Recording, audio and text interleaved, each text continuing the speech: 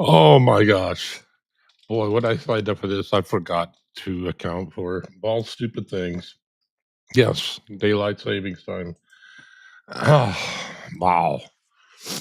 I hope everybody's having a good day. I understand. Yeah, it's early. Ah, yeah, like I said, there we go. Had myself turned on. It's it's amazing what can happen streaming when you're not used to it. I mean, yeah, a lot of it's simple, but at the same time, it's a thing. It's a thing to get rusty at. So, um, yeah, it's really hi, baby. Um, oh my, yes. When I signed up for this, I did not realize how early it was. Um, uh, yes, I didn't even play an intro this morning. Um, I, mm, I don't know if I should have, but yeah, probably should have just to wake myself up. But yes, that magical time when you look up at the clock says time to go live. What the hell happened? Did I have a get into a brain time warp or something? But the great and powerful Millie is with us. Thank you guys so much. Yes, so it's no secret. It's been a while since I did a stream, so yes, extremely rusty at it. It's amazing. Cosmic Christie. It is amazing. I mean, I expected that there'd be camera issues and things like that. Believe it or not, yes, this this right here that's supposed to be green. Um, uh, Now maybe I'm being really colorblind. That's not green. But oh well, I'll figure out the camera later. At least this one doesn't make me look like a vampire, which was the issue with the last one. Um, that's the one I had with Scott Rouse. That one, the auto white balance was going way out of control. It would always make me look like a um, yeah vampire, undead. Although I feel very undead this morning. Oh, yes, and I forgot what it was like to talk and read at the same time. I mean, I realize this is no big feat for most people, but yeah, when you graduate from Bisbee High School, yeah. But anyhow, yes, today's stream is a part of this once more part of this local movement we have. Um, and I understand it's way early for most people. It's way early for me. Mm, yes, but yeah. The this movement is called the Village, where a bunch of channels get together and we all stream. Do this typically on holidays when somebody might have family around, uh, and that maybe for those who don't have family or friends, that yeah. So oh, there's my phone. God. Oh yes. So anyhow, um, did Misha send a link for the village?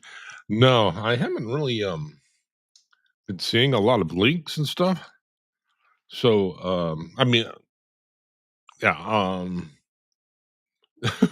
you would think I would have had that already, but yeah, don't assume that this. Yes. Oh, come on, say it, Tara. This isn't a podcast. This is a shit show. Yes, thank you, Tara. Um, yes, I'll try to see if I can dig up the link for the village. Yes, poor Misha. She Yeah, she really goes all out on these, and yeah, that was one of the things that um, happened here was, of course, I'm used to doing these during winter, and you all play with your clocks so much, and this is the title of today's show. And the thing I was going to whine and moan about. Um, yeah, it's the I'm used to doing this in the winter, Christmas, New Year's, those holidays. And once more, because everybody else, and I blame it on everybody else, isn't that lovely? But no, everybody in the U.S. That's why I'm so dark. Forgot to turn the line on. Uh, oh, it's so early. Um, yes, everybody turns their clocks. Well, okay, you would think that'd be universal, but in Arizona we don't. Um, so what this causes is during summer, everybody's turning their clock back. Yes. So what this causes for Arizona is we don't participate in this. And so we actually change time zones because we don't change our clocks. So right now we're the same as Pacific. So when I saw those times listed, I thought, oh yeah, 6 o'clock. That's easy. That's what time um that's what time I'm normally up. So oh, let me send this to let's try this again. Yes, because it's always something.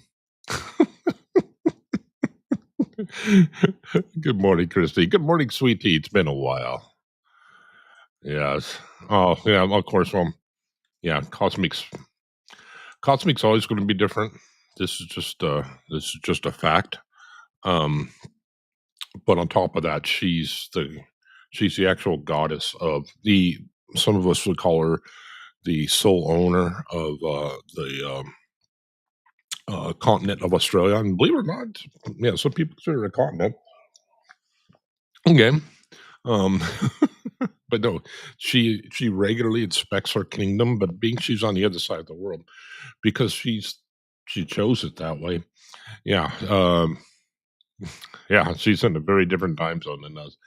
But yes, to go back to this, yes. So where did this silly, idiotic practice that we all have, where everybody, I will continue to say everybody. Truth be told, it's everybody except Arizona, and oh, there's certain counties too, and I don't know how that works. But everybody except Arizona, Hawaii. Hawaii, it wouldn't matter because they're out by themselves. They'd really, um, now Arizona, it's a bit more of a pain in the rear. Well, poor Puerto Rico doesn't either. But yeah, so okay. Well, a lot of people, it's, ah, my eyeballs haven't started working yet. I'm waiting for Christy to join in, my co-host. Um, yes, and I don't know. I could be wrong. I don't know anything about astrology, but I know that we're going into Aries season, so um, I don't know. Don't ask me where I was going to go with that. Um, yes, and if you have to ask, mm, yeah, that's what we're going into Aries season. But anywho, a lot of people like to blame this all on. Yes, I could hit the wrong button too. Good morning, Christy. How you Hello. doing? I Good hope that morning. I'm good. I hope that your cognitive processes are working better than mine are. Um, yeah. Oh man, I had to I couldn't get in through the link. I actually had to go into your restream to get in because my camera wasn't allowing on my phone to work. So it's a my phone issue. Yes. And then Michael into that not having to work today, so he's here. Mm. Oh, okay. Oh my. I'm sorry. I really Yes. screwed up your. You got sun already. Well, you call that sun. No. Well, sort of. Yeah, but it's not 4 a.m. here either. Mm, yeah. Yeah. Oh my gosh. Yeah.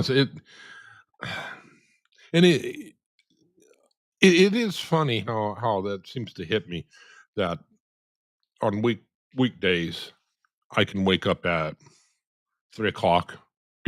Oh, I can't go back to sleep. But on weekends, Yeah.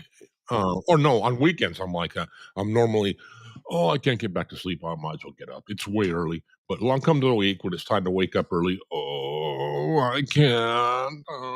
Yeah, it's kind of like how you're trying to how if you know, you can forget, or at least I can forget to eat breakfast and sometimes lunch. Sometimes I'll go through the entire day and like, oh, I forgot to eat. No wonder why my stomach's bugging me. But if along comes a Right? blood test could be at 8 o'clock in the morning. It's like, oh, I'm dying. I can't eat. Oh, yeah. So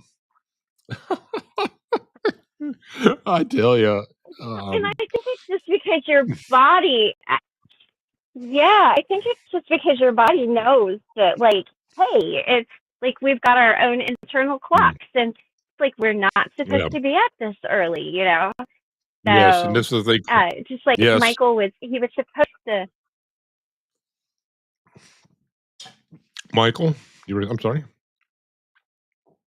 he, no, that's Oh, okay. He was oh, supposed to work today, and I was like, it's Easter. Like, why are you guys working on Easter? And they weren't going to pay him extra or anything. And this is where I think companies take advantage of people. It's the guys are out here, they don't have families.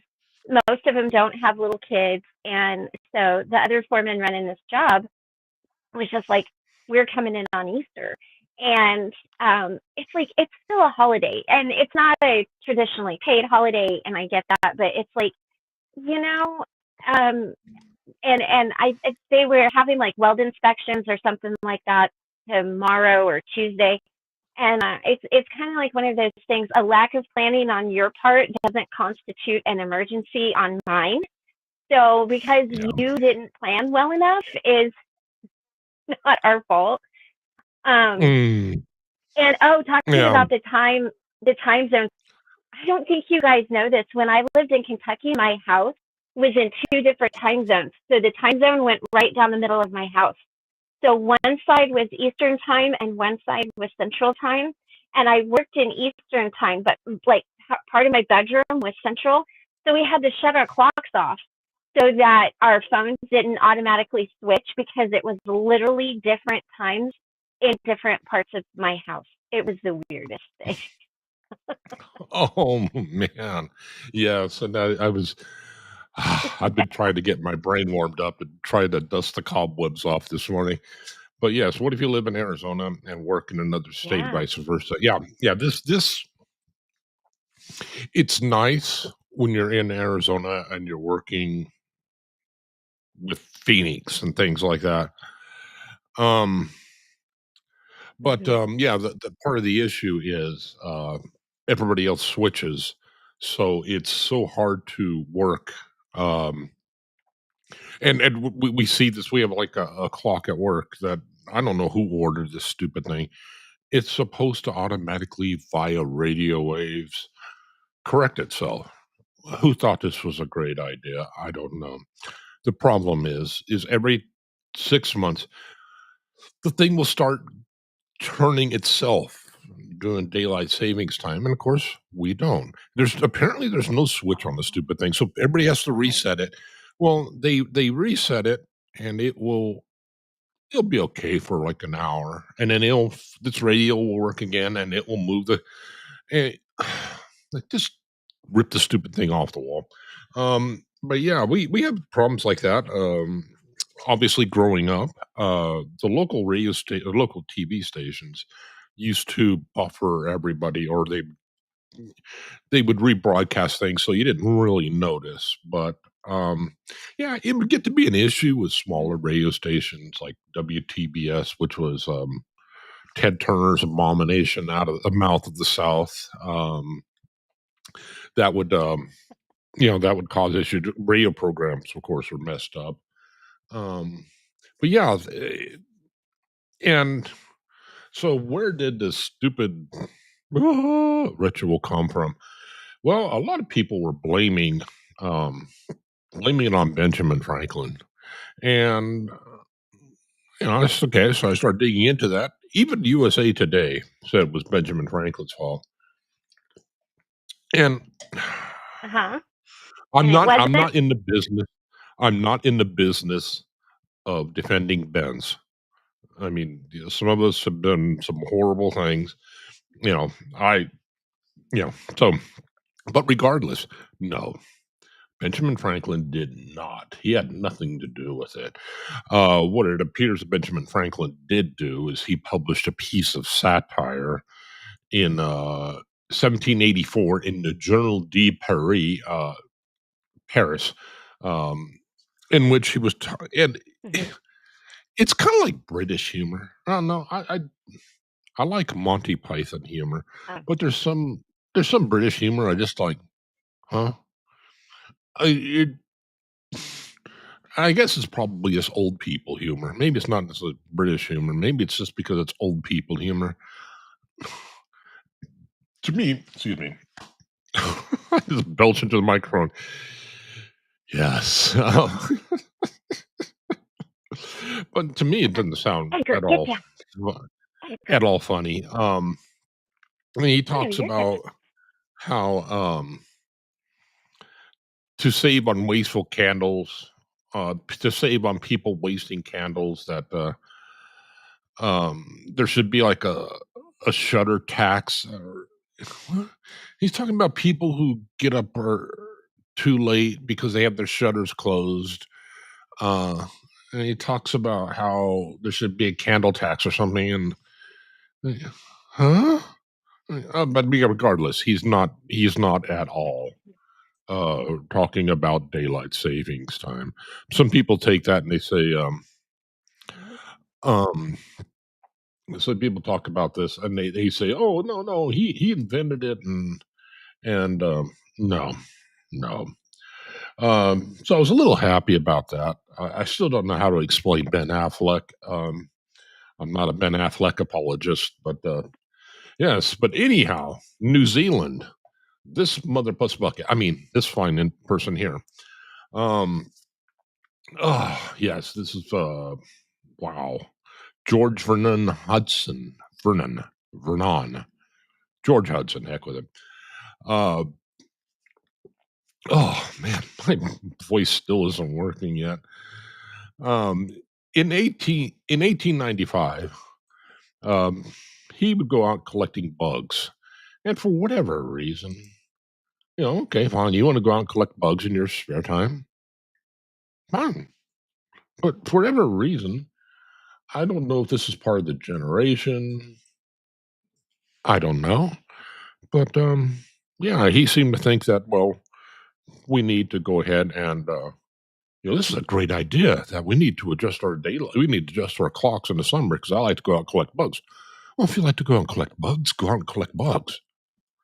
But apparently, no, Right? no, the entire world needs to accommodate my proclivities. Well, of course, granted, people listen to him, and Thought it maybe was he had because of other the ideas. farmers. Well, yeah, I think he This may have says, been that as Happy well. Easter. Oh yeah, happy Easter. Oh, yes, happy Easter, everybody. I hope Peter Cottontail's up there. No, I won't talk about Peter Cottontail yet. That little, not using foul language. That little piece of. But anyhow, yes, he suggested back in 1895 that the world should what a great idea I have. The entire world should enjoy this during summer. I mean, granted, his time was different, but the idea being that during our summertime months, um, what to take advantage of the summertime, wouldn't it be great if we turned our clocks earlier in the summer so we can have more sunlight in the afternoon? Why not just let the seasons be seasons? Our bodies need Right. this. Right. And, but, Hmm. there's a whole reason for this, um, okay. Okay. So, and he was given an award for coming up with this. And okay, granted, I am biased. I am full transparency. I am biased against this person. I finally just didn't want to even dig in any further on him because it's like, okay, I'm sure you had some great ideas. I'm sure, your mother loved you and all this other stuff, but bastard. Um, in England, Your mother. William, in England, a British builder, but nobody did anything with his ideas. I mean, he was given awards and stuff. Um, but yeah, that was it. And in England, in 1856, um, uh, well, no, it wasn't 1856. It was in, oh, well, it was many years after that, but around the early 1900s, William Willett in England came up with the idea. And he was a builder, and he thought, well, yeah, think of all this extra work we can get done if during the summertime we move our clocks back. Well, again, you know, make it a condition of where you work. Hey, we want to get more stuff done. Mostly during the summer, we'll come in earlier. But for some reason, I don't know why, people seem to think that, well, everybody should change their clocks. But did that really affect America? Well, not really. But apparently England enjoyed doing that. But in the U.S., of course, we adopted daylight savings time. In 1918, we adopted daylight savings time during World War One. It was wildly unpopular. People hated it, and rightfully so, because it Yeah. is of the devil. It does suck. It's like disco and oh, well, yeah. Okay, yeah. So, but anyhow, And BG. yeah, and uh, yeah, everything unholy. It's like it's like Rick rolling yourself. I'm never going to give you up. I'm never going to let you down. It's kind of like doing that to yourself. So hey, you do you. Um, oh, I'm so going to get it. Uh, or okay, my version might be Love Jack. Love Shack. Yeah. That song. Oh my god. Oh, anywho. Yeah, I should I should regardless. Um yeah, so that only lasted a year. And then after which time it was wildly unpopular. Okay. People said we're not gonna do that again. Yeah. Hey, 1942, this little thing Hmm. called World War II came along. President Roosevelt introduced it as wartime. Um, and again, when you're in war, you're fighting for survival. I mean, the World War One, not so much, but World War II was a time at which everybody thought that we were, going to be invaded. I mean, and there was a real threat. There Yeah. was a lot of stuff going on in the world. uh, Millions Mhm. and upon millions of people were dying. So, you know what? Yeah, when you're in survival instinct, you do a lot of things. And okay, so that lasted during World War II. And once again, it's just because of everything else going on. People happen to ration their fuel, food, and everything else. it wasn't seen as wildly unpopular as during World War One, but people were still glad Mhm. to get off of it. And then um, Mhm. apparently when they switched back, this is when people really started to notice that was causing mass confusion for broadcast networks and airlines and railway networks because some, this is just all the nightmare that was coming about it. People didn't like changing their clocks. Okay, so Right. well, Right. then, sorry, my voice still doesn't want to work this early. You're good. No, you're good. Regardless, apparently during after World War II, what was going on was a lot of states, Arizona. At that point, Arizona was different, but a lot of cities and states were. It was kind of up to them as whether or not if they wanted to do daylight savings time or not.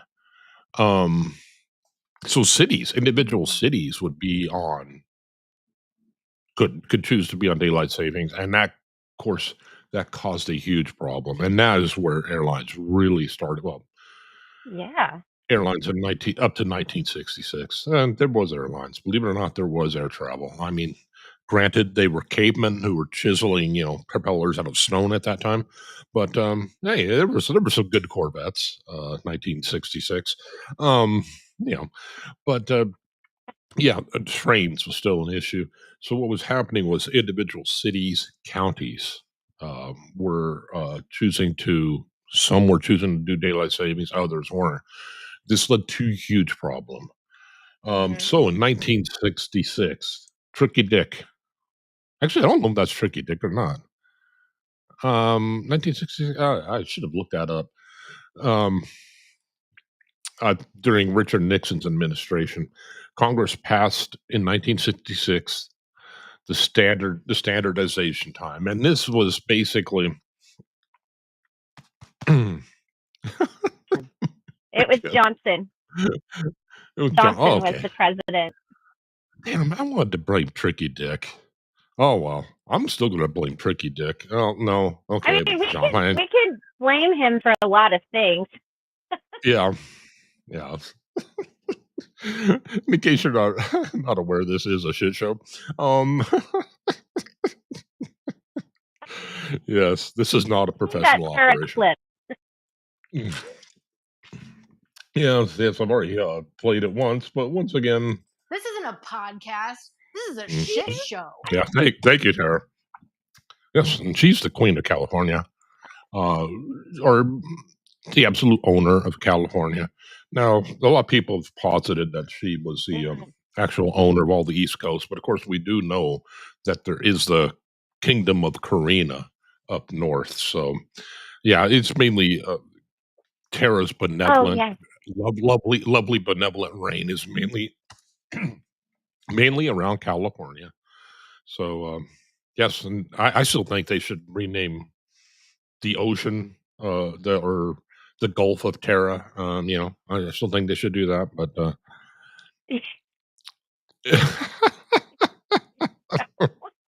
it is. Good The morning, Gulf Arya of Tara Schreier. and the Ocean of Karina. Yeah.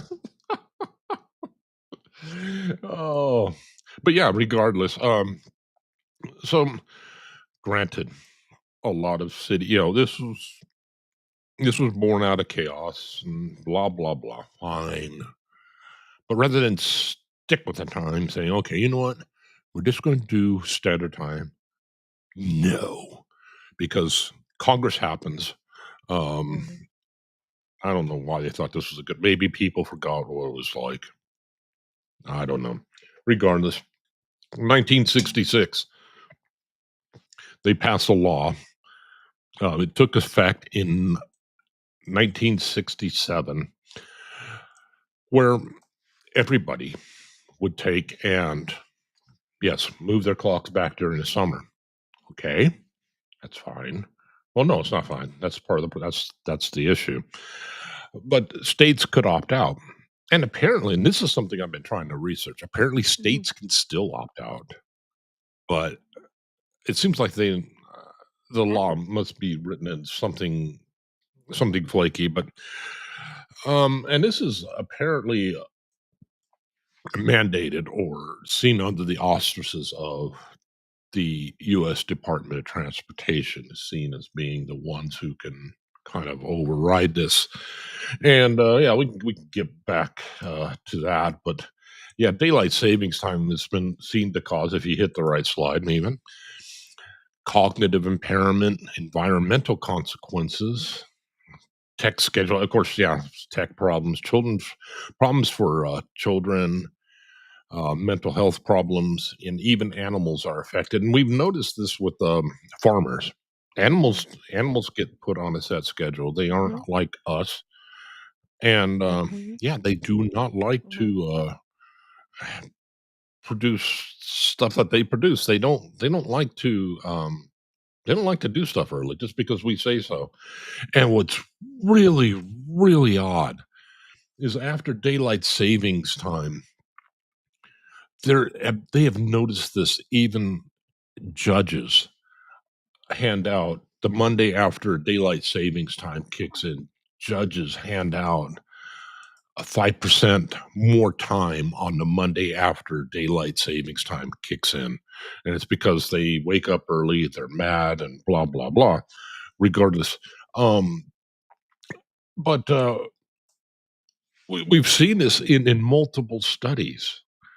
Fatal traffic accidents jump up in upwards of 8.5% and after daylight savings time.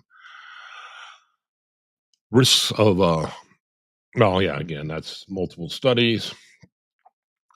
Heart attacks and strokes.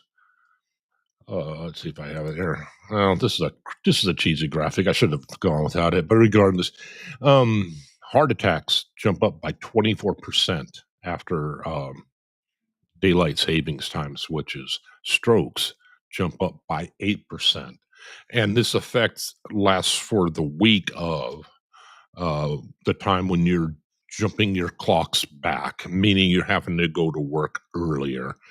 We noticed this for the entire week. Well, it goes down to 110, or an additional 10% of heart attacks for the week of, and strokes drop down to 5% for the week of. And of course, after that time, um, it levels out again. But yeah, Wow. mitochondrial. I'm so used to working with mitochondrial, mito heart attacks. Uh-huh. Yes, there's been multiple studies that talk about, yes, this heart attack jumping thing. It's a major issue, and we see this also with Wow. this. I don't know if I can even say this. Maybe I'll. Mm, you know what? I'm not going to be monetized, but yes, the risk of unaliving yourself. The Philadelphia Center for Mm. Interrogative Psychiatry published a study when they found that the risk of unaliving yourself jumps up by 6.25% the days following a DST transition. Patients with bipolar issues and depression, that there's a that they report there's noticeable problems with of course what they're going through. People with seasonal Mhm. affective disorder, of course, and that could be wrapped into Mhm. depression and the unaliving thing. But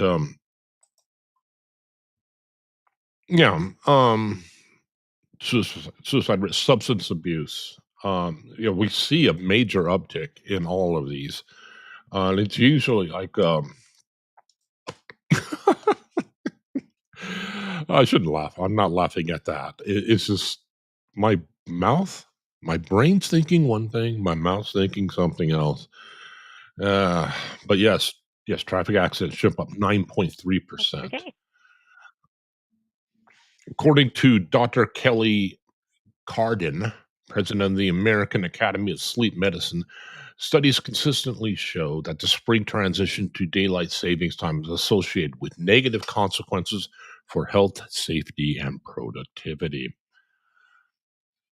Spring daylight savings time acutely increases fatal traffic accident risks by 6% in the US.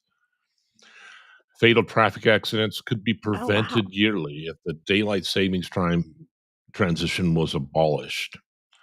Um, yeah. So high school students showed slower response Well, time and inability to process information after, and it makes sense because kids have the effect that I've had this morning. 10 times worse. They got the hormone things going on. They got all right. the growth thing going on, and they're teenagers. I mean, so they're alien Right. beings. It's kind of like mitochondrial DNA. Their DNA actually changes. They turn into completely alien creatures. Nobody knows what the hell you're getting until after they come out of being a teenager. But I'm sorry, I cut you off. No, no, I was just gonna say it was always really difficult on my kids, especially in the summertime because they would go to bed and the sun was still up and they're like, but it's not dark outside. And even my dogs, they are on such a routine. When Michael's alarm goes off in the morning, they get up and they run out and they wait to like uh go on their morning walk because he takes them on a morning walk. But as soon as his alarm goes off, they're like, "Oh!" But even when the time switches, their own internal clock is like, "Hey, it's time. You know, where are you?" And it's Um, and going to work in the dark and coming home in the dark is so. Um, I mean, I can understand why depressive things like that would go up. That's not this is not. well, We should what I just undo. And then we always have the same conversations every year. Like we're gonna yeah. undo this. We're gonna and nobody ever does. Well, yes, and yeah, and there's been issues with energy usage. Some people say, "Oh no, but you don't understand." Energy use because we do this, energy usage drops way down. It's so efficient. And the problem is that yeah, you have and I kept running into this. You have a lot of studies say we enjoy additional energy because of daylight savings time. You have just as much, if not more, studies that say no. Uh, no, that's not the case. And there was a study done in the state of Indiana in 2008, and it found, and it's seen for whatever reason, it's seen as more authoritative than a lot. They found between a 1 and 4% rise in energy usage because of daylight savings time. And what's amazing about this whole issue is you look at the Yeah. studies that are done, and I even found this with some of the myocardial infarctions studies with those. But what people would tend to do with daylight savings time when they're studying energy, they only look at the energy of when we would jump forward and they say, look at this. This is great. We only have 23 hours in a day. Mhm. Isn't that one? We only have the output of 23 hours a day. It's like, no, no, you don't. And so they take it in a Right. bubble and they don't Mhm. take the entire system into account. And one of the studies of myocardial infarction, uh, one of the things that they were doing, well, no, there's no increased risk of heart attack because we followed, 1,200 people and none of them had it. I mean, it's just a lot of logical. It boggles the mind, and people wonder why I'm pissed off all the time. Yeah. But yeah, it's incredible when you start seeing these logical fallacies being dropped in. I mean, I well, and that's an issue for another show. We see that a lot with medical studies too.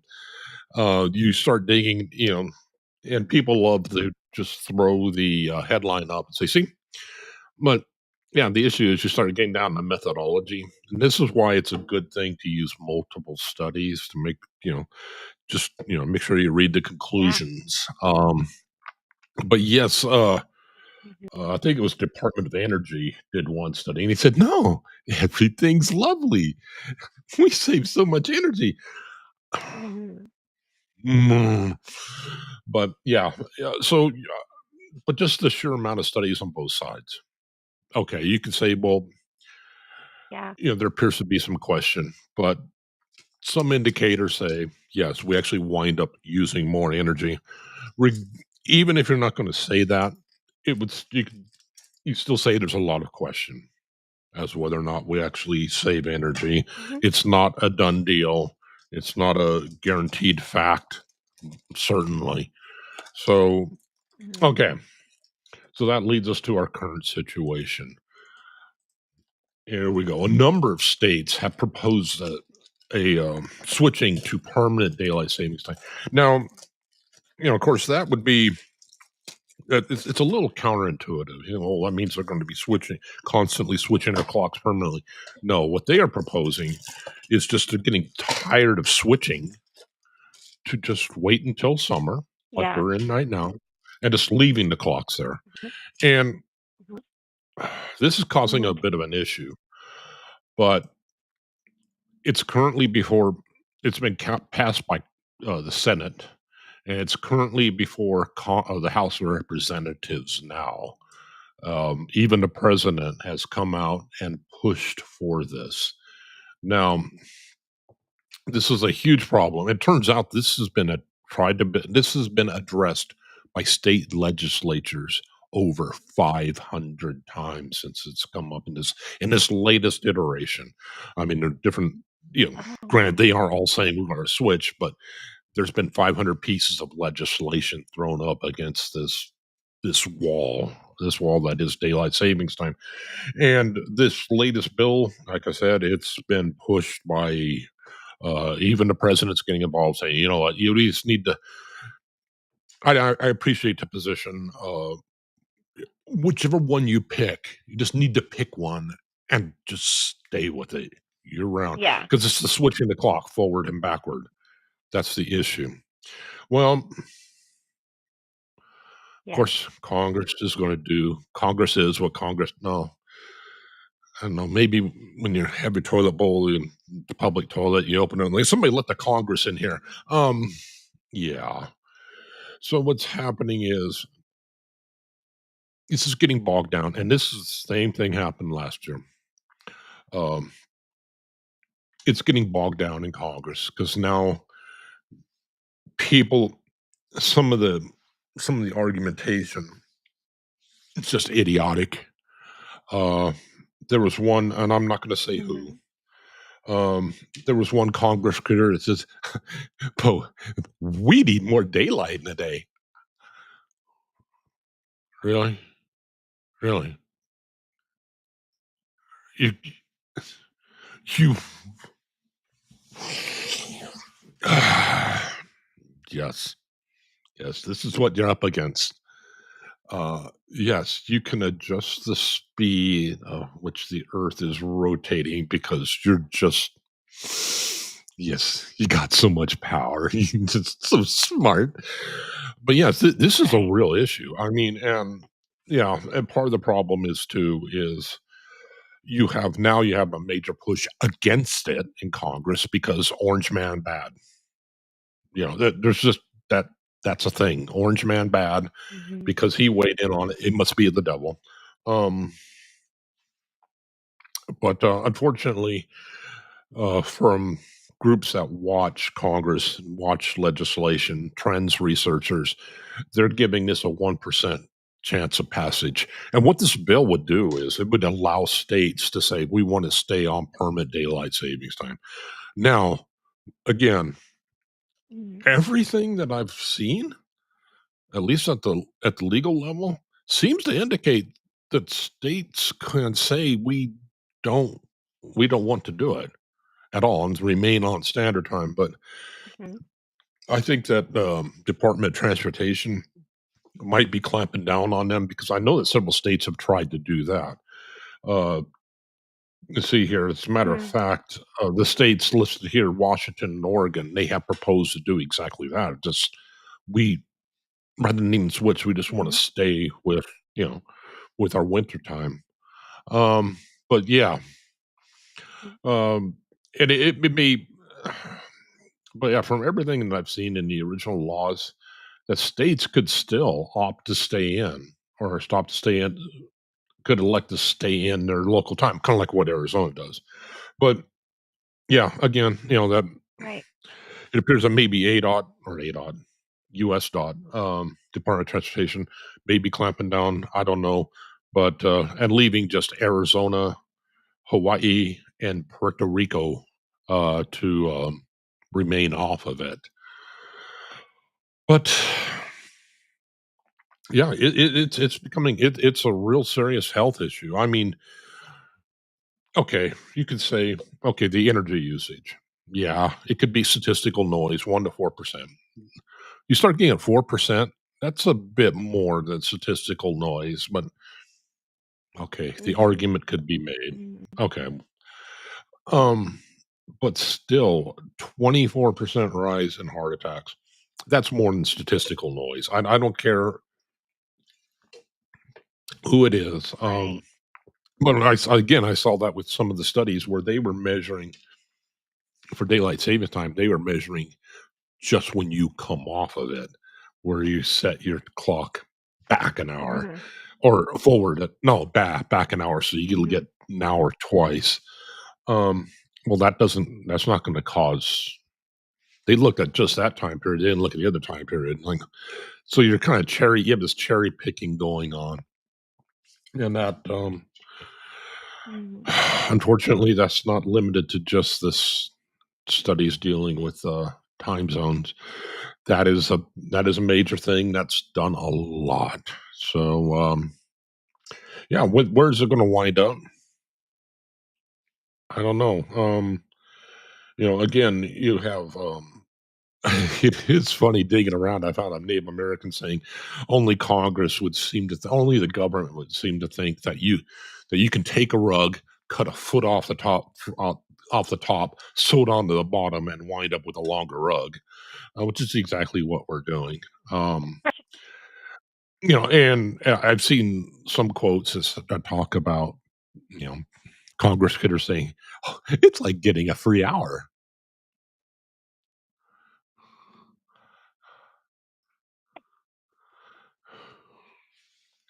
There's still only 24 hours in a day.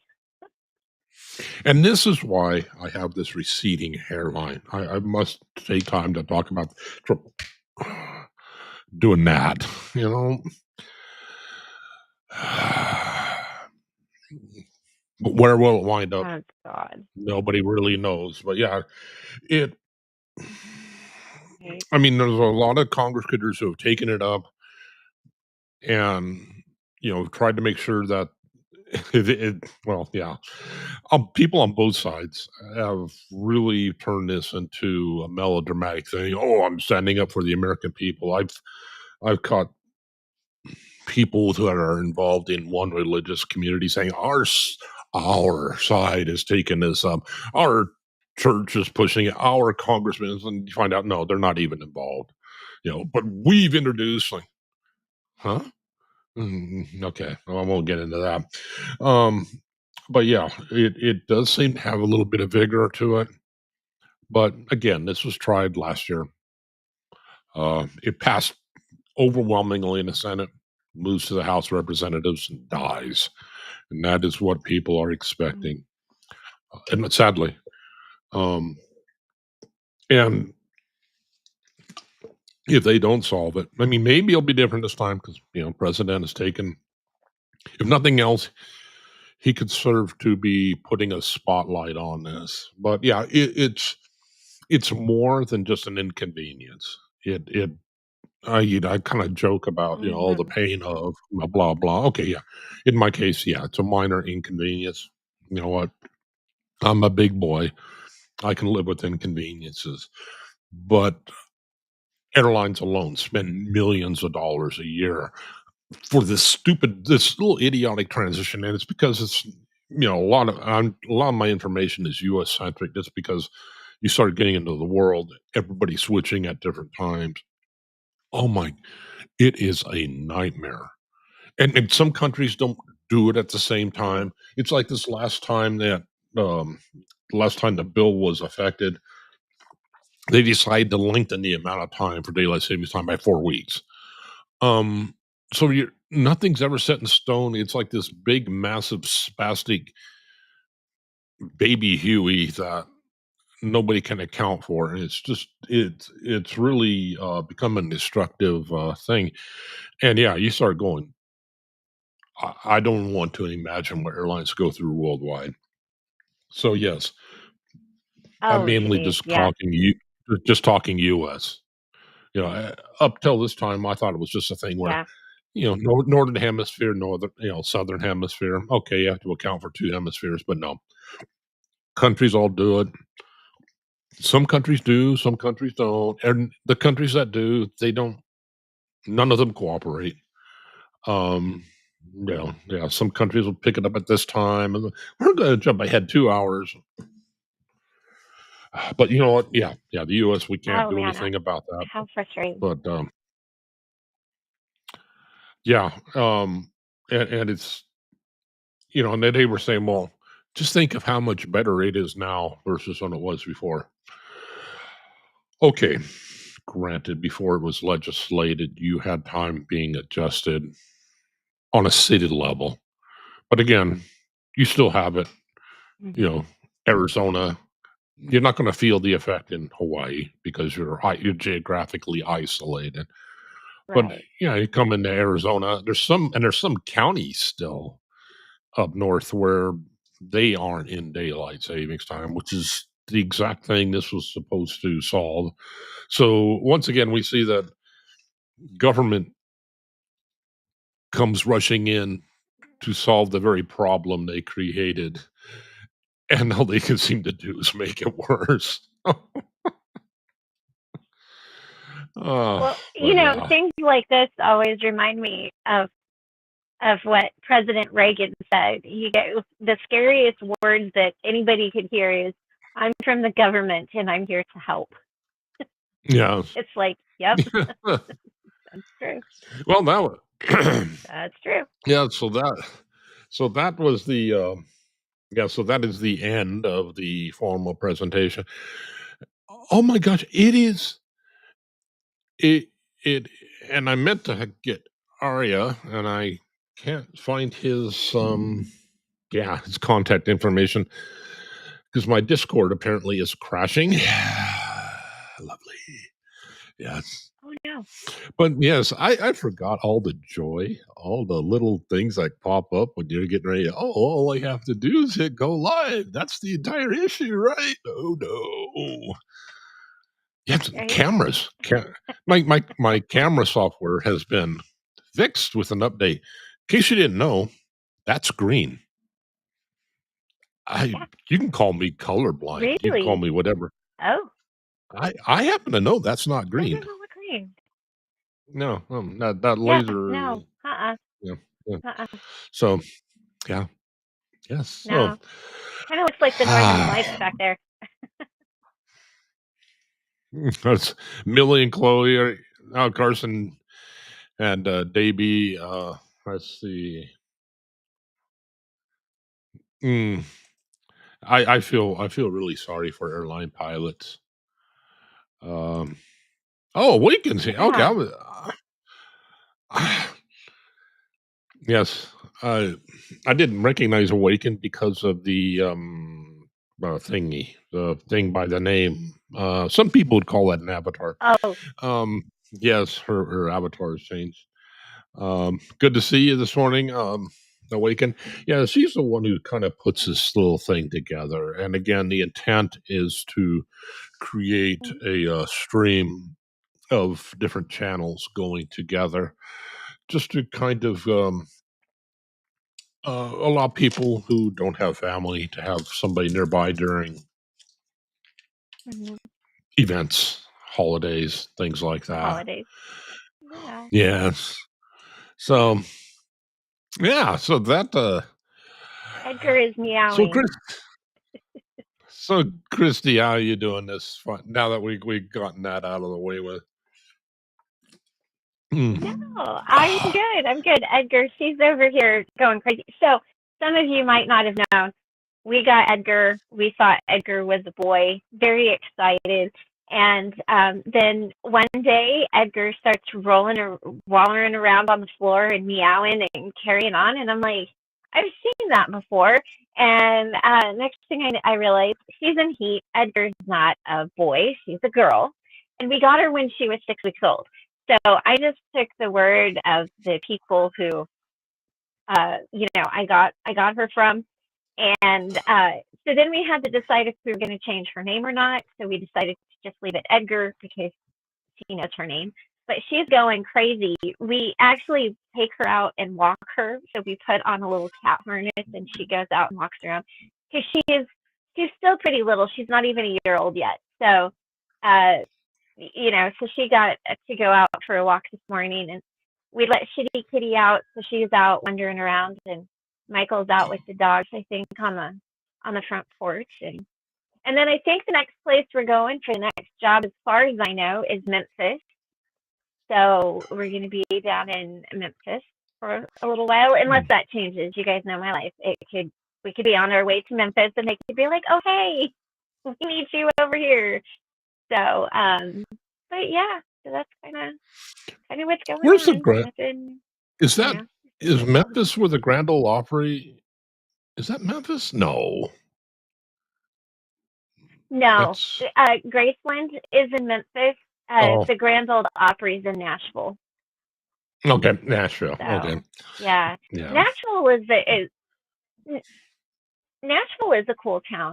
It's really pretty to see at night.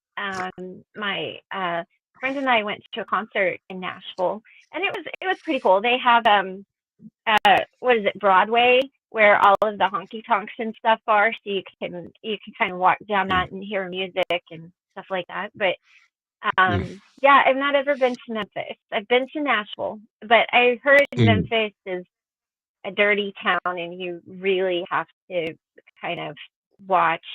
And it was really hard to find an RV park in Memphis because apparently it's peak tourist season for everybody going to Graceland and things like that. So I was like, oh, okay. So we managed to find a place, which was nice, but we thought we were going to have to stay in Mississippi. Like, I don't want to stay in Mississippi. But Davey, where are you? Yeah, I was wondering that myself. I can tell you if there's a likelihood we'll be there. Yeah, where are you, Davey? And I'll let you know if there's a possibility. There's some places. Are you in Memphis? Or are you in Nashville? Downtown Nashville is really cool. My mom and I, we went to the Country Music Hall of Fame, and we walked around, and it was the middle of the day. It was really funny though. My mom, so this was after the vid, but my mom had been like completely vaccinated and everything, and so she flew down into Kentucky to see me. We drove to Nashville, and oh, you're in Nashville. Okay, cool. Um, and she ended up getting COVID from being in Nashville, and that was the first time I had gotten it, and oh, it was bad. I thought I was gonna die. But my mom was so mad. She was like, "I shouldn't have got COVID. I got the shot." And the shots, because she's a nurse. She had to, for her job. She had to, get the shots or lose her job. So, and I'm like, well, there you go. She thought she was going to be protected from getting it at all, and it's horrible. But Nashville was fun. I've been there a couple of times. Downtown was really cool, and we went to a concert. So I went to go see Joan Jett, Poison, Def Leppard, and Motley Crue. And Poison ended up not going on because Bret Michaels got sick. But we walked back to our hotel, and it was so cool to walk across the bridge, and there were like other little concerts going on. So we kind of got to listen to a bunch of music on the way back. It was really cool. I mean, I do recommend checking it out. We stayed in, in like this bougie hotel, and we drove to Vet. My friend and I, we drove to Vet, and they parked it like right up front. I won't give you bucks. Oh, I'm not worried. I've had COVID 3 times. I'm not worried about it. At this point, I'm like, now I can't. I couldn't smell before. I still can't really smell now. So if I smell something, Mm. it's really strong, either like good or bad. But I can't just. I don't smell anything anymore. Some of the things I lost didn't come back. But yeah, that's okay. It is surprising this morning, and that's something I've been trying to deal with. I'm trying to wake up this morning has just been hard. Well, it's like 4 in But the morning where you are. I can imagine. I wouldn't be awake. I'd be like, eh. uh, but yeah, so it turns out that I was going to try to turn on a bunch of Easter parades, but it turns out everybody did theirs yesterday, so there are no parades. Like, doggone it! That's one thing I like about Christmas. The Christmas parades, turn them on and kind of laugh at Yeah, people. No, not out of malice, but yeah. realizing life is what life is, and things Right, go wrong. right, Oh, right, speak. right. No. Oh, speaking of which, oh, and I've already sent this to a couple people, but yeah, there's a little review on Amazon. The title of this review is "See You in Hell, Harborough Sugar-Free Gummy Bears." The author Luke starts off by writing, "It was my last day of the semester, and the final exam was worth 30% of our grade. After a late night study session, I felt confident, but I had to decide between sleeping or cooking breakfast. My eyelids chose sleep. My stomach later regretted this decision. After several uncomfortable stomach growls, I finally decided to make a quick stop by the campus bookstore, grab a quick snack before my test. Since the semester was ending, everybody was going home for the center. A lot of items were on sale, including the snacks and candy that they kept up front. Being in the hungry state I was in, it felt only logical to pick the largest yet least expensive candy and getting the most bang for my buck. And there they sat, 2 bags of Harborough sugar-free gummy bears. Buy one, get one free. What a deal, I thought naively. I would eat 1 bag for the test and 1 bag afterwards. As I walked to class, I gleefully chewed on those abominable little bastards, unaware of the utter mayhem they would soon unleash upon my poor anus. I sat down at my desk as the professor informed us due to issues with cheating in the past restroom breaks would be prohibited until the completion of the exam. I'll give you 10 minutes to use the restroom now. This will be your last chance. Any takers? The demon bears hadn't released their unholy necromancy upon my stomach yet. So, in the moment of ignorant foolishness, I remained seated, still munching on those little miniature bear shaped bombs. After the students, wise enough to take the professor's offer, had returned, the professor handed out the test. I was only 6 questions in when it happened. Started subtly at first, almost like a slight tingly sensation in my lower abdomen. I thought nothing of it, assuming my intestines were just simply doing their thing. Little did I know that my intestines were trying desperately to warn me upon the horror that was upon the horizon. By question 9, it happened again, but this time it was followed by a sharp pain, as if those infernal aliens had orchestrated an attack upon my colon. I fought to contain the groan that escaped my lips. It was at this point I began to panic. Something was going horribly wrong, and I needed to get through this test before it got any worse. By question 14, my worst fear was upon me. The Satan bears, burning hot, liquidy, dark magic crashed against my anal sphincter like a tidal wave. I was able to close the hatch just in the nick of time, but those relentless toxic bears beat against it like the orcs breaking down the doors of Helm's Deep. I knew I wouldn't be able so much to shift in my seat without risking a breach. I kept fighting through the exam, clenching my cheeks with all my might. Beads of sweat began rolling down my neck. Suddenly, a loud, gurgling war cry came from my belly, and the entire class lifted their heads. At this point, nothing else mattered except expelling this ungodly presence from my bowels. With 15 questions left, I promptly wrote C for every answer and ran out of the classroom. My professor yelled something, but I was too preoccupied with the volcanic eruption that needed to take place before I could find sweet relief. I bust into the restroom like the Kool-Aid man, and behold, the handicapped stall was empty. Some rays from the adjacent window shone upon it as if it was a gift from God Himself. It took me less than half a second to undo my belt buckle, pull down my pants, and finally relax my weary buttocks upon the toilet seat. It took absolutely no effort to expel this demon.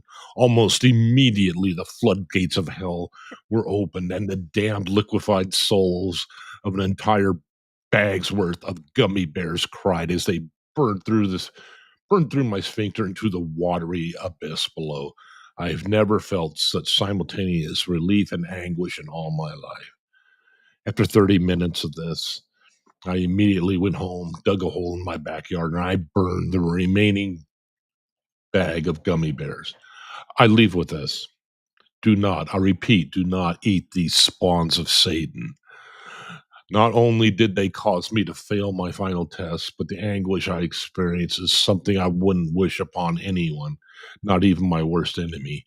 The only place for these godforsaken hellbears belong are the only place that these godforsaken hellbears belong are buried deep below the earth's surface.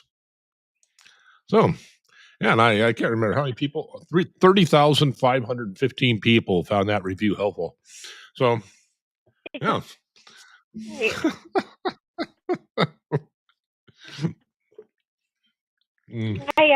I was trying to read that to Michael, and I could not quit laughing. And he's just looking at me, and I had tears running down my eyes. I forwarded it to Mindy. She came back and she was like, "Oh my god!" That was the best review ever. I really think that was. Yeah, no, that is something. There's something you about guys, this sweetener they use. I was going to say, well, you guys, I'm going to hop off because Michael and the dogs are waiting for me to go on a walk with them. So I'm going to hop off, but I'm glad I got to spend this hour with you guys. I hope you have a good Easter, and make sure to check out everybody else's channels. And yeah, and I will see you over on my channel tomorrow morning for the pre-recorded Just Tarot. So. No beans. Let me just try and take care of this real quick. See if I can get this to work. I'm just trying to get one thing to work really fast here. Okay. All right. Well, I hope you have a great day. You too. You guys take care. I'll see you soon. Let's see. There. Okay.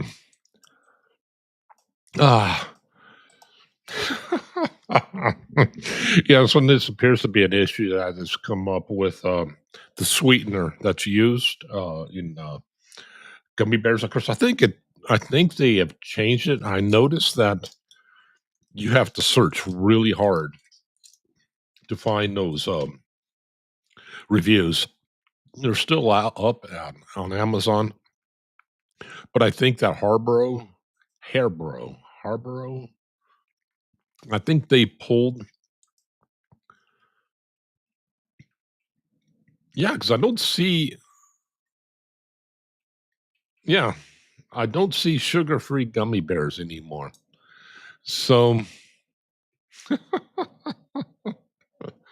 um, I don't see them even offered. So it could be that they, yeah, and of course there's a gazillion reviews that are, yeah, that one's pretty epic. But yeah, there's a couple more out there, a couple longer ones. But yeah, I preferred that one. It's just uh,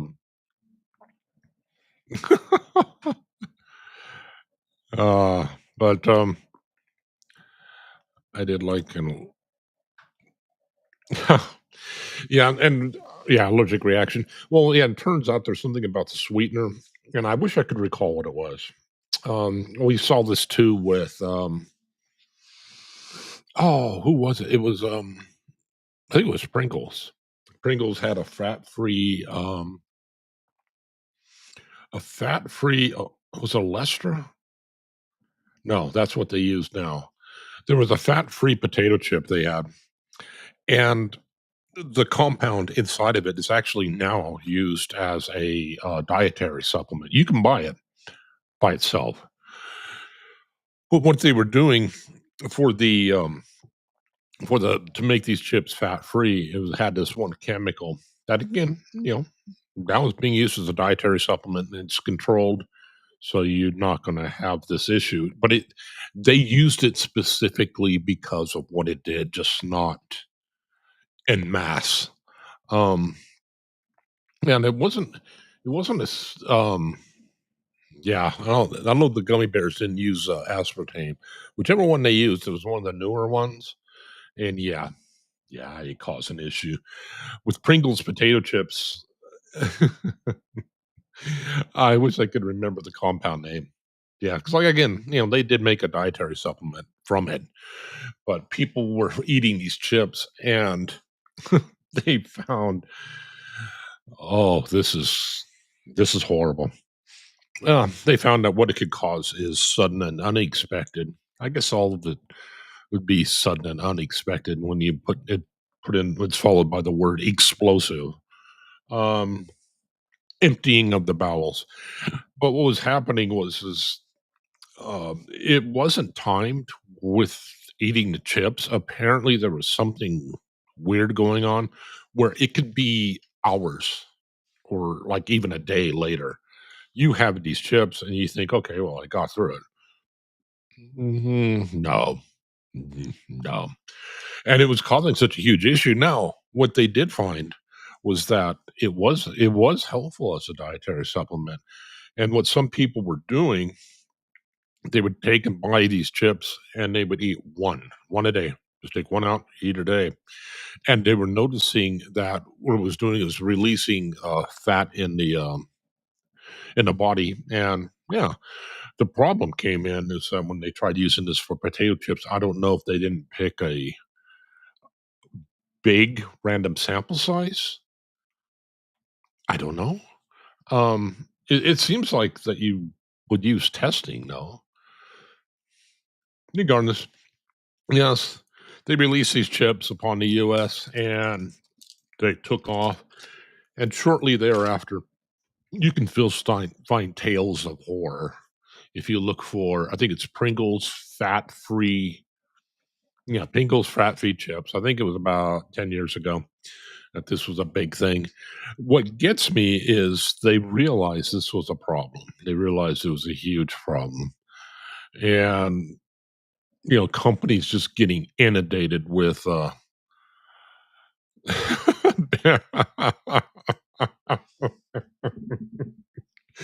they were getting inundated with complaints and even lawsuits. Because the thing is that everybody thinks, well, it's just your Walmartians who are going to eat Pringles. No, I mean you're talking business people, people and CEOs and things like that. And of course, you're a CEO, you know, you have to give board presentations, things like that. And yeah, yeah, you eat, a handful of Pringles potato chips. The last thing you expect in the world to face is yeah, that in a board meeting. That would be pretty bad. But yeah, one of the things that surprised me was after they knew it was a problem and they pulled in the U.S., they were still selling them internationally. Companies do that, and I see what they're saying as well. It's not that serious of an issue. Mm. But yeah, again, people for a while, people were trying to find those chips because they found if you could get a can of it, and you'd be no, if you could get a can of it and then keep your intake reduced to a chip a day, that that it would cause weight loss, and it worked so well that yet again some company took that whatever that sweetener or whatever that compound was, they took it out, stabilized it, and they used it in a dietary supplement. So yeah, people lose. Some people. This is the thing with dietary supplements. Some people they'll work great on, other people not at all.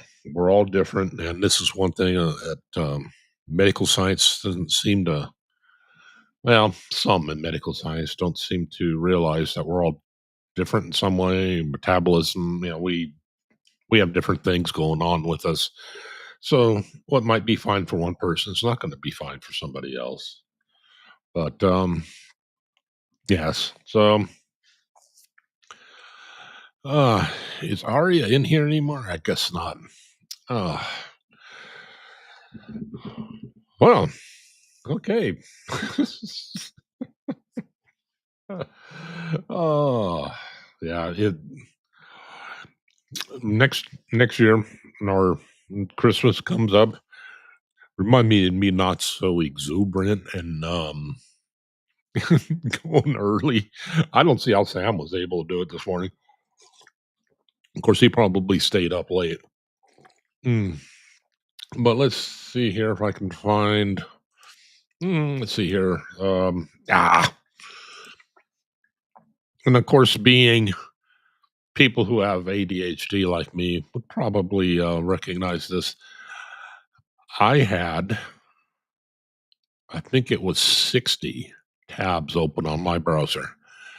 And of course, the thing that happens to people with ADHD, which they fear, I did something very bad, and you you can close your browser as long as you have it reopened with less tabs. Unfortunately, I did not realize I had another window open with just one tab open. Okay, let's see. I just wanted to check something. Okay, so I don't have a link for it.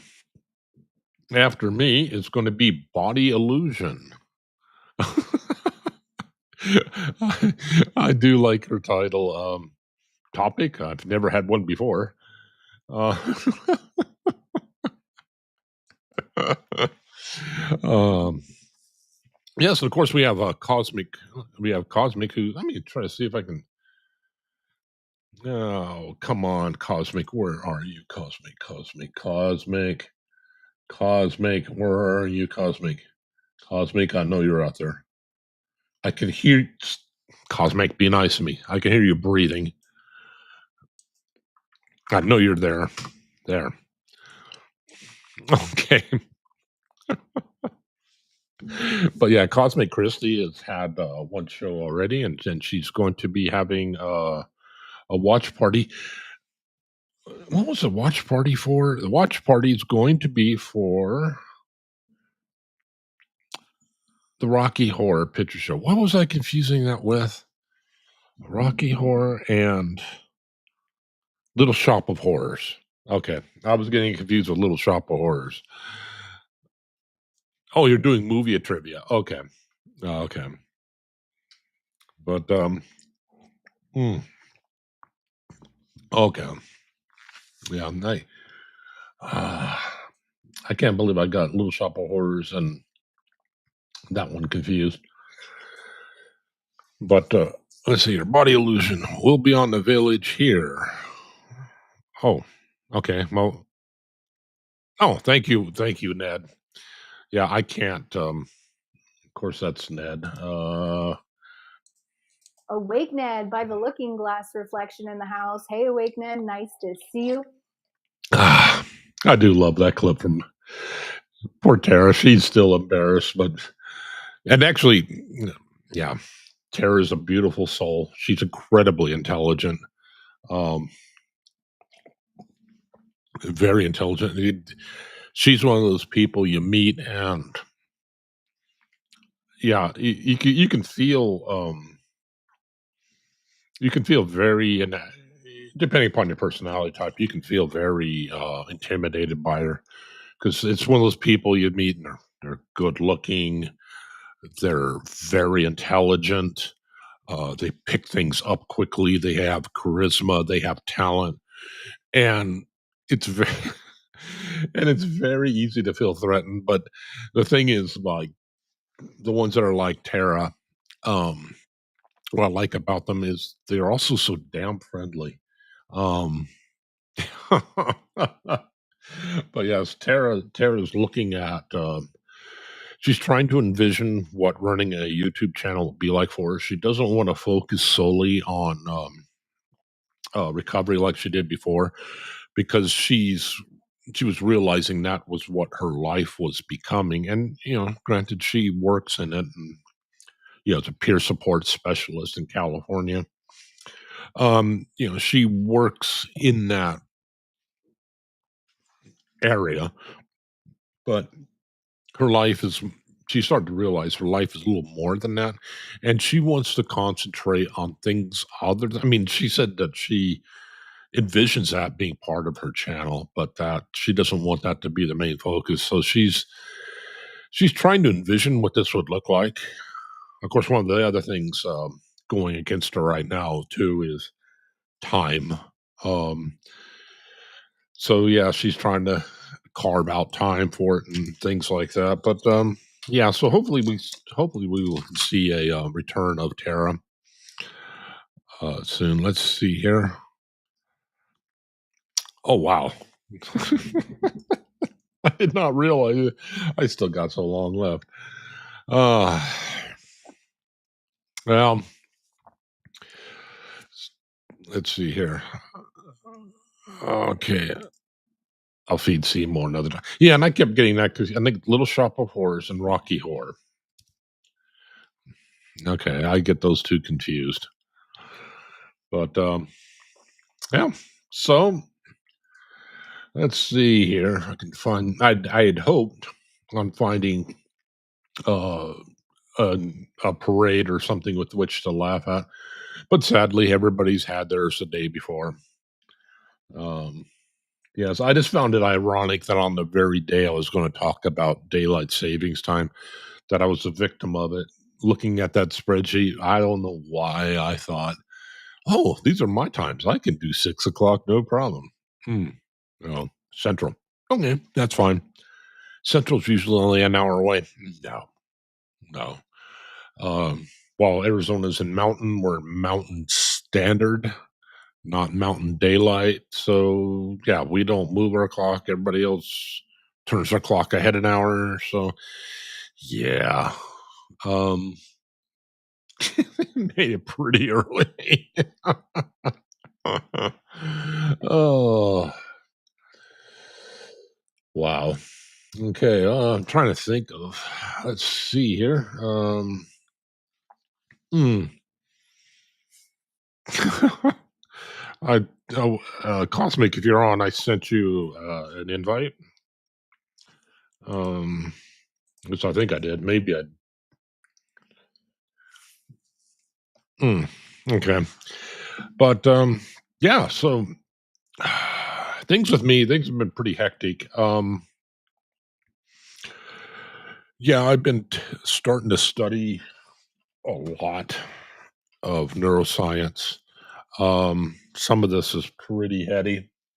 Of Of course, got that. I got hypnosis. Got authority. I have influence. Of course, I'm still keeping up with body language.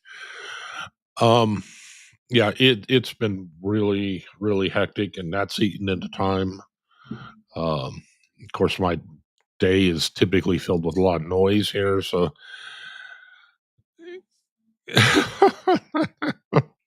oh, I don't I don't see how you can do it, Ned. I really don't, because you're the one who runs everything behind the scenes. My hat's off to you. I don't see how on earth you can keep doing this, but yeah. So let's see here. Oh, what can we do for 30 minutes? Um, wow. This usually is not an issue. I usually have more than enough to talk about, but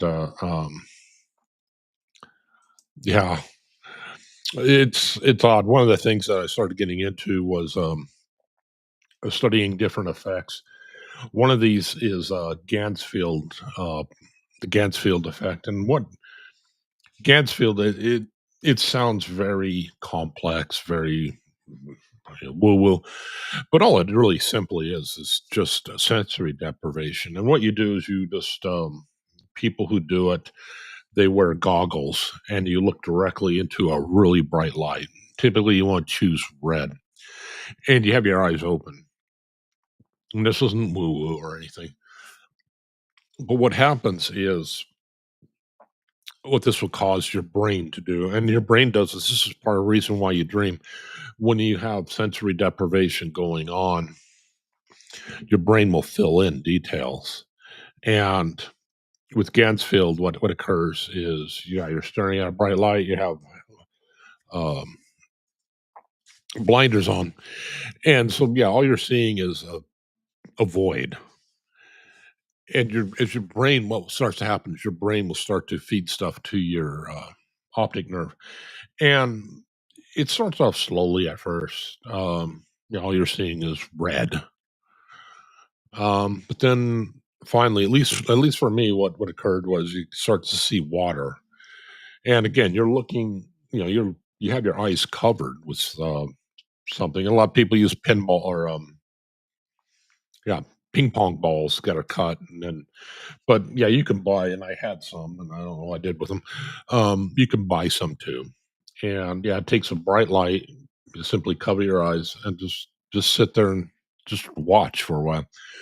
And after about 5 minutes, you start to see water flowing, and eventually what some people see people's faces. These are people that are in their brain and things like that, and eventually you start to see a kaleidoscope effect, a bit like going through when the Enterprise goes through a warp field. You start to see all these um, colors wash past your face, and it again, if you start to get scared, it's not like taking a mind altering substance. All you have to do is just pop your glasses off. Instantaneously, you'll come back.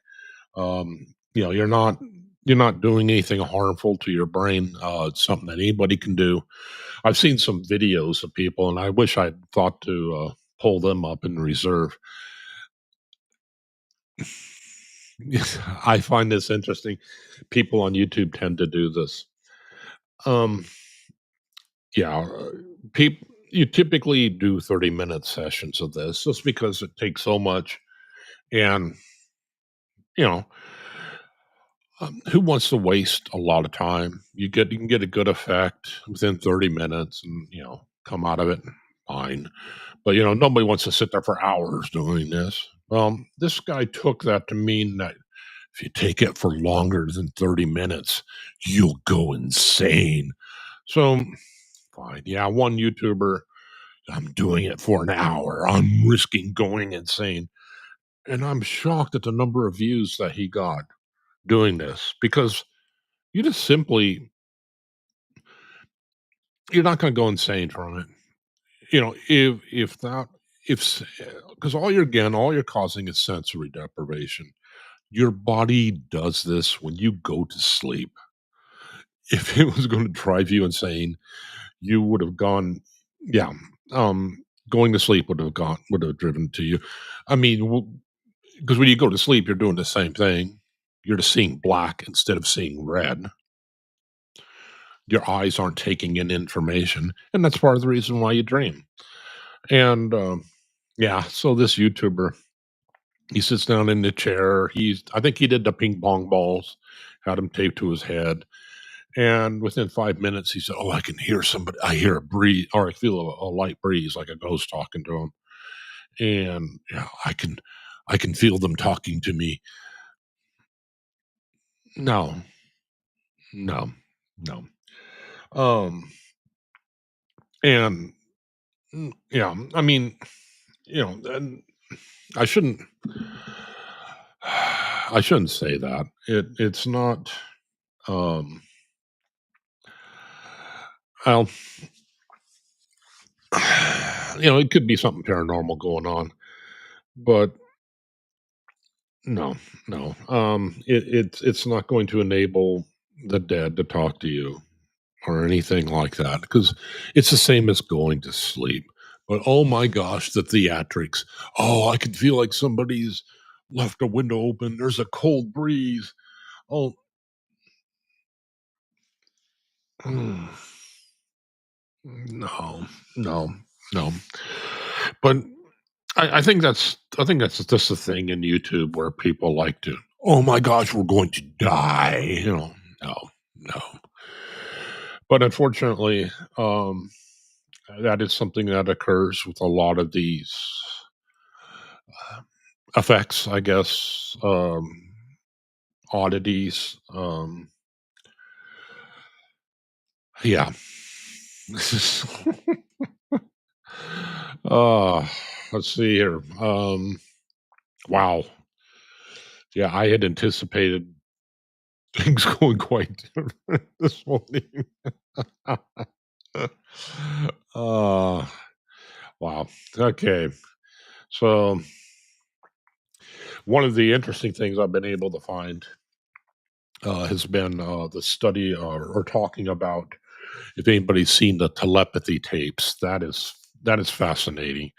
Um, People have found basically non-speaking autistic children that some seem to have an inclination towards being able to pick up on the thoughts of others, and whether or not you believe or disbelieve, whatever. But the series is still fascinating. Somebody who was a reporter, or well, somebody in media took this up, and I was kind of surprised with the safeties they put in, making sure that people couldn't cheat, things like that. It is a fascinating series. It's on Spotify, and I like to be open minded, not necessarily believing everything, but not necessarily disbelieving anything either. So, yeah, it's part of this journey I'm on, trying to find out, what do I believe? How does this affect what I believe about different things? I I was doing okay until I came upon, and I don't necessarily like to talk about it. Victor, how you doing? Let's see here if I can do this. Come on, come on, come on. X, X, X. Ah, there we go. Victor, Victor, Victor. There we go. Mm, there. Sent you a link if you're interested. But yeah, so anybody joining late, um, so simply just ran through daylight savings time, at least what I've been able to find on it, the health effects of it, increased risk of suicide by, I think it was 6.8%, 24% risk of 24% rise. I shouldn't say this, an 8.6% rise in or 6% rise in people unaliving themselves, an 8% rise in stroke, an 8.9% rise in number of fatal traffic accidents the day after, 5% rise in time handed out by judges as punishment, 24% rise in the number of heart attacks the day after. And yet we continue to do it. But yeah. I sent you a link if you're at all interested. Victor. Yeah, so that we did that the first hour, and then the second hour, I anticipated watching a a parade, but everybody had their parades yesterday. I thought that Easter was, yeah, I thought that Easter was like Christmas, when they had Christmas Day parades. Well, yeah. So yeah, I'm just trying to find something else to talk about. That a lot of things I could talk about that I don't think I'm ready to. Um, oh yeah. Since I've started this, another reason why I have been absent for so long is some of the things I did almost as a joke. Wanting to just do a show on it, like Gateway Process or Project Stargate. No, it doesn't involve traveling to other planets through a Shapa eye or anything. But um, it it is interesting how you can do something and sometimes you can get results doing things which you don't expect, but at the same time you start thinking about, what does this do to my belief system? You know, doing something almost as a joke, like, okay, this will be fun to talk about, but does it real now? And what do you do when you find something that you're thinking as a joke, and yeah, you find that there may actually be something to it? If it's small, oftentimes we just adjust our belief system. If it's large, yeah, it's a little hard to. We're naturally inclined to reject anything that is outside of our bias. This is a reason why a lot of times, people aren't necessarily open to influence. It's a skill that has to be to influence somebody is a skill, and this is something which a lot of studies don't take into account is the skill level of the operator. They simply treat it as, well, we've had some college kid read off a list of things to another college kid and it didn't work. Therefore, there's nothing to this. We see this in body language training. There's been several universities which have said, "Oh, it's not a science. There's nothing to it." Mm. So what they wound up doing is they would do things like the one I saw involved having a kid lie about something, and then be confronted about it. The thing is that there's no stakes involved. This is something where he knows, yes, cognitive dissonance is huge. Um, the kid knows he's lying. The kid talking to him knows he's lying. There's no, I mean, I don't know. It's not like you have to threaten to cause him physical harm, but there's no stakes for involved in them lying. When everybody knows that you're lying, it's not lying really so much as it is acting. And that's what these universities basically would say. Okay, we had so many kids that said, this kid was asked whether or not if he went to that edge of the quad, and he was telling the truth, and he said no, or he did, or whatever. We took and measured his results against the kid that we took and was told to say, did you go across the quad? And he said no. No, there's not going to be any discomfort there. And that doesn't, that doesn't go to disprove anything. Um, and again, that's what I found with even just studying DST, daylight savings time, was that's the way some of the studies were run. It was an exercise, and I think, and this is I think probably a good one, in finding cognitive, not cognitive biases, but logical fallacies. One study tried to say, well, no, there is no ill health effects from DST switch. Okay. And what the rationale was, well, we followed this group of people, some of whom had heart issues. We didn't notice their heart issues got any worse. Well, one study, what you're doing is you're taking the whole and you're searching for the number of how many instances there are of heart issues, say, and they track the total number.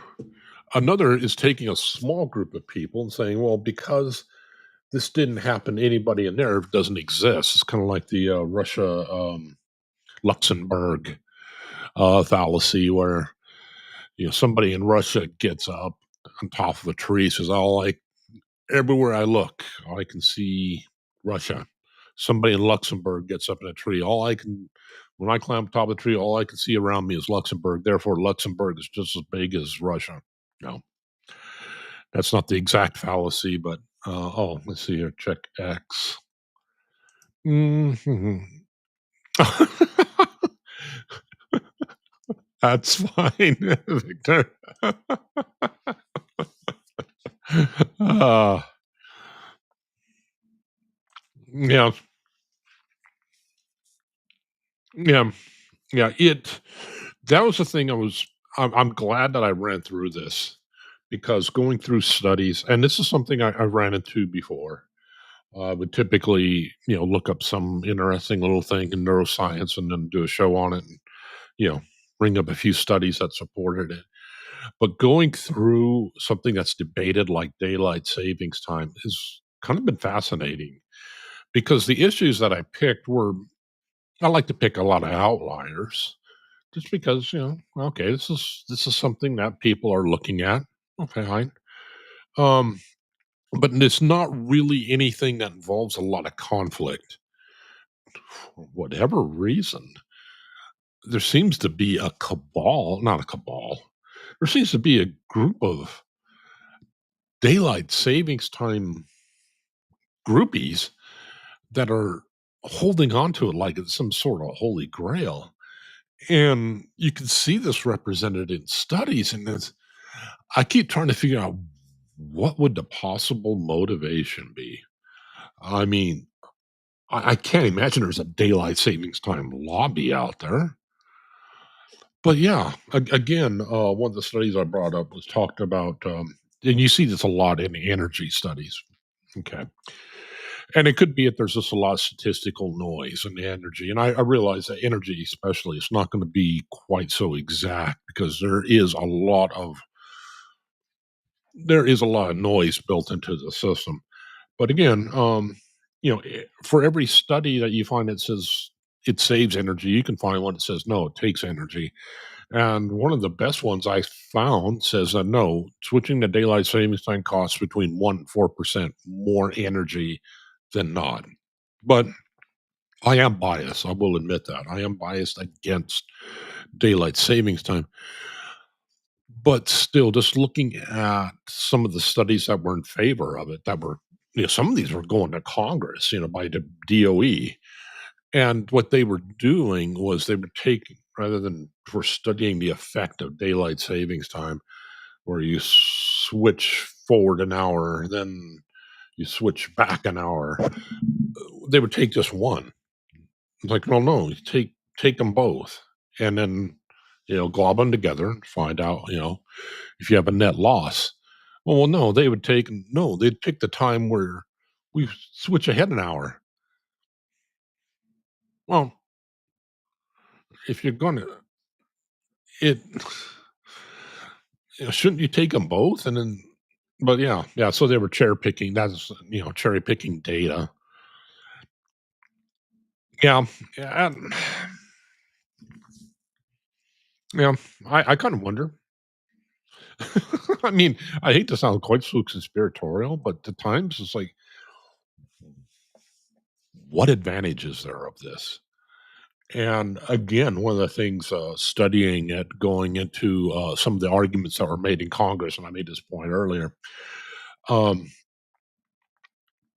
oh my gosh. And it's something which it's really hard to find non-biased data on. The source I was using was actually pro daylight savings time, meaning they wanted to continue switching. Why? I don't know. But okay. But they were reporting on different things, different arguments Congress said. And some of the argument, people were saying that as it's being debated in the House, people are talking how, you know, we don't care which one we go with, and that's where I'm at. I don't care which one you go with, just stop changing things, and that was the sentiment of most of the people that were in, but some. And I raised this when Christy was with me. Um, one argument I heard was, "Well, we need to work to have more sunlight in the day, or we need to find more sunlight in the day." Well, oh, that alone is just talk about incredulity. Um, where do you start to dig in on something like that? You're not going to get more time in a day. Each of us. I guarantee you, each of us are only going to get 24 hours. Now you can okay, yeah, fine. If you redefine hour, fine. You could say you have 50 hours a day. If whatever. Um, but I guarantee you, in terms of real time, without playing with terminology, as far as real time, if you take a stopwatch that runs as fast as any other stopwatch and just let it go for so many seconds, it doesn't matter how you define it. We're all still governed by the fact we only have 24 hours in a day. The sun's going to rise when it rises. The sun's going to set when it rises or it sets because the way the earth is. Thinking, I mean, even just approaching it from the mindset of we can get more daylight in an hour in a day. No, it doesn't make any sense. The reason to hello, Amanda, how you doing? The reason, and I think a large reason why the people that are in favor of the argument for energy that can say that we're using less energy is there. The argument can be made, and I fully expected this, but I didn't run into it. In places like California's energy is a lot of it's driven by solar. Now, this alone causes a huge, people think solar's good. Yeah, I generally agree. Um, but there are limitations to solar. Obviously, it doesn't work at night. Doesn't work in cloud cover. Okay. But people say, "Oh, there's new solar cells." Yeah, yeah, and that's what we're waiting for. But the issue with cloud cover is that it's never going to work the same amount.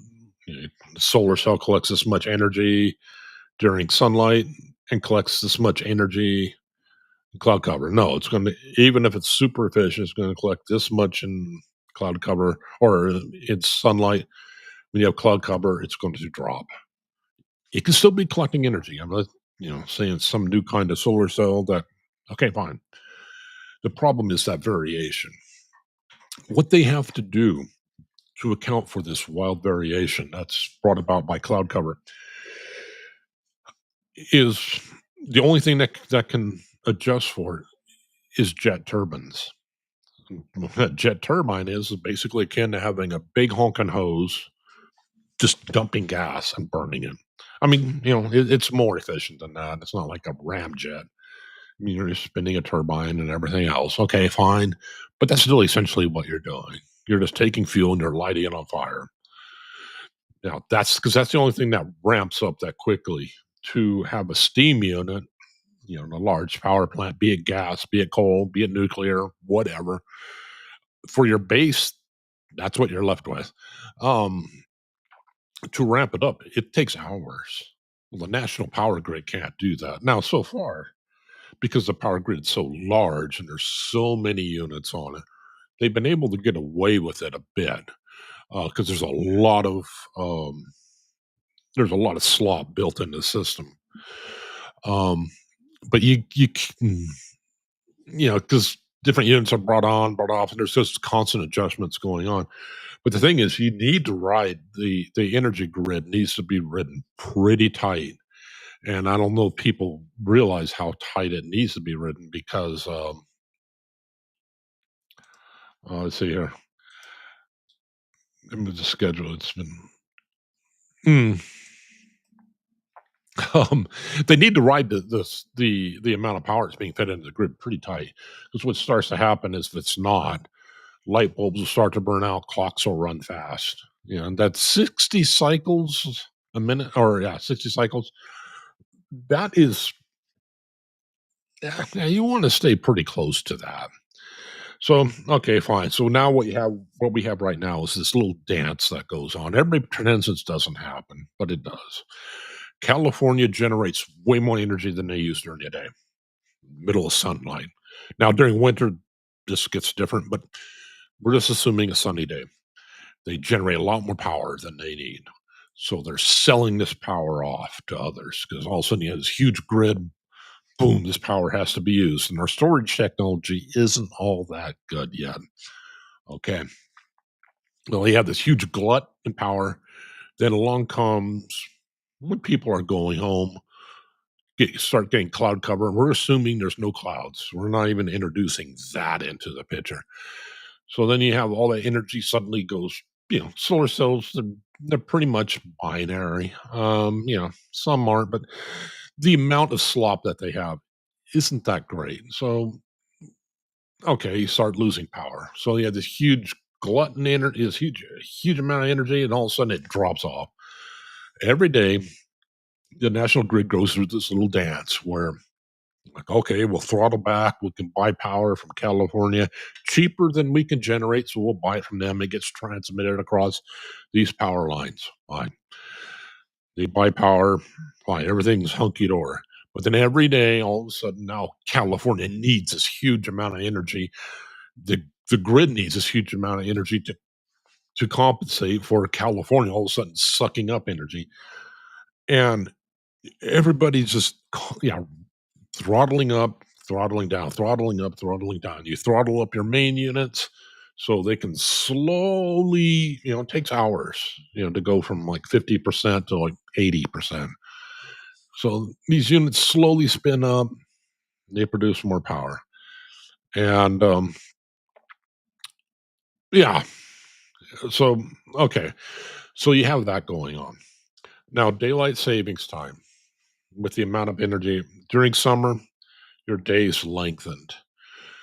Well, what happens is by shifting it early, okay, people are still going to work early in the morning, before sun's up, you know, some, Okay, so that's staying constant. But what's happening is, and the thought is that, well, by shifting earlier, you have this much sunlight, by shifting the time earlier, what we can do is we can enjoy more energy after people are home. Okay. What this is causing, in fact, is because this is done during the summer, what this is actually causing is people get home. Okay, you have, let's say, 2 more hours of sunlight production. Well, that's 2 more hours of heat. Okay. Well, now there's a lot of, but you have 2 more hours of heat. People get home, they turn on their air conditioner. Okay. Now, what happens at work, and this is, I'm massively oversimplifying this, but it still works to show the problem. When people are at work, I realize not everybody works in large offices. Yes. But we still congregate together during the day, mostly. There's a lot of people stay home. Yes. But people still tend to congregate during the day in large places where the air conditioning's a little more efficient. So what happens at the end of that day, everybody goes from these large gatherings to all of a sudden, a gazillion little houses, each with an air conditioning unit. Well, now since it's sunny still, people having to crank up their AC, they're having to plug in their electric cars, they're having to use their stoves, which are, good luck trying to get a gas stove in California now. So yeah, you're having to use electricity for all these devices. Okay, but you still have this huge glut. Fine. Um, but that's where the thought of this comes in. And really what they should just do is leave it alone. When leave just don't change your clock. When the day increases, you're going to have more sunlight in the morning, more sunlight in the evening, and just let it wash. Because then what happens is, okay, if that's what you want, let's just say that's what you want, then along comes wintertime when your day's shortened. Then all of a sudden you're moving your clock forward. So that has the exact opposite of what you just tried to do during the summer. Okay, so you still have best during the summer, people get home, you still have 2 hours of sunlight. We're just for sake of argument. During winter, what's going to happen is your day is now shorter. So you would no longer have 2 hours. If you kept the same time, you would have 1 hour. It's going to be less than that. It's going to be a lot less than that. But now what's happening, we're just picking California. People are coming home right as you're losing that power. They're plugging in their electric cars. They're plugging in. Okay, maybe they're not going to use. It can be argued that they're not going to use cooling as much, but they're still plugging in electric cars. They're still plugging in their ovens, or yeah, they're still turning on their ovens, their heating devices, microwaves. Their refrigerators are going to be a constant regardless. They're using at home. They're turning on their computers. Um, Using lights, things like that, right as you lose all that energy. And you just, rather than having the day earlier, now you've accented it by moving it on right on top of that. So you can make it easier for half the year, but because you have to switch back, what's the alternative? Are they just going to constantly add an hour or take an hour away? Yeah, that will work really well. So yeah, this is a huge problem, and no matter what you do, there's no such thing as a free lunch. Um, and despite what Congress may think, they can't lengthen the day. They can't lengthen. Sorry, they can't lengthen the amount of sunlight you get during the day. They can play these little games with clocks and stuff, but you're still only getting in that Earth's rotation, that one rotation. You're still going to get the same, despite how they define things. We're still going to be covered by the sun for the same amount of time that we would have been before. And the mere fact they seem to think they can get away with it. Yeah. But I do hope everybody has a great day. Thank you so much for sticking with me through this.